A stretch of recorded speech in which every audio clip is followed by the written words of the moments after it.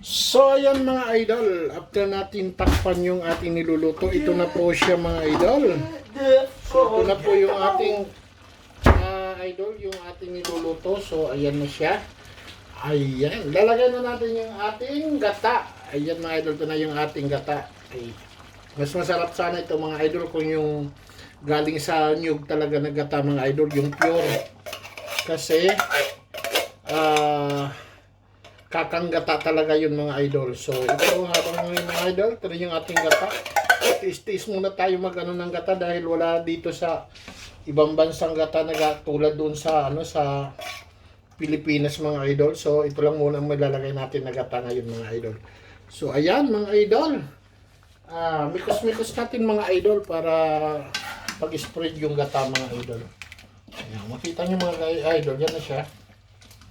Ayan, di ba? Ayan. Ayan. Tapos ang gagawin natin nitong mga idol ngayon, pakukuliin natin uli siya hanggang sa mag-creamy siya.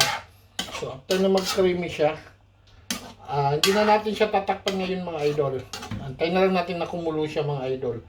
Alright, kasi nalagay natin yung mga sangkap. So antayin na lang natin na kumulo siya mga idol. So ayan mga idol, kumulo na yung ating gata. Ayan mga idol kung nakikita nyo. So ilalagay na natin ngayon mga idol yung ating pechay. Ayan, lagyan ko ng pechay dahil mahilig talaga ako sa gulay mga idol.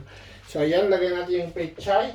Tapos ihalo na rin natin mga idol yung ating siling maanghang. Ayan.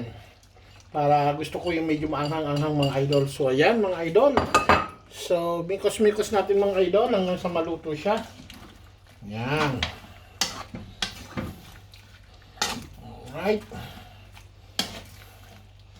Ayan. Pag naluto na yung ating pechay mga idol, okay na po ito. Ready to serve na siya kasi yung ating manok ay luto na po siya. So yung gulay na lang ang lulutuin natin ngayon mga idol. So ayan mga idol.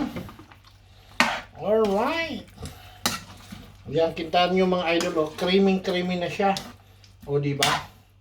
Sabaw pa lang mga idol, ulam na. Ayan, creamy na siya mga idol. Kung makita nyo, very creamy. Ayan.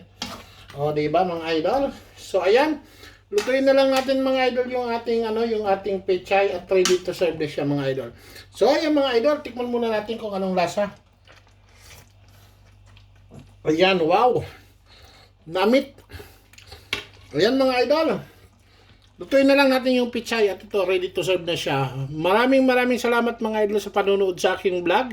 Thank you so much sa mga nanonood.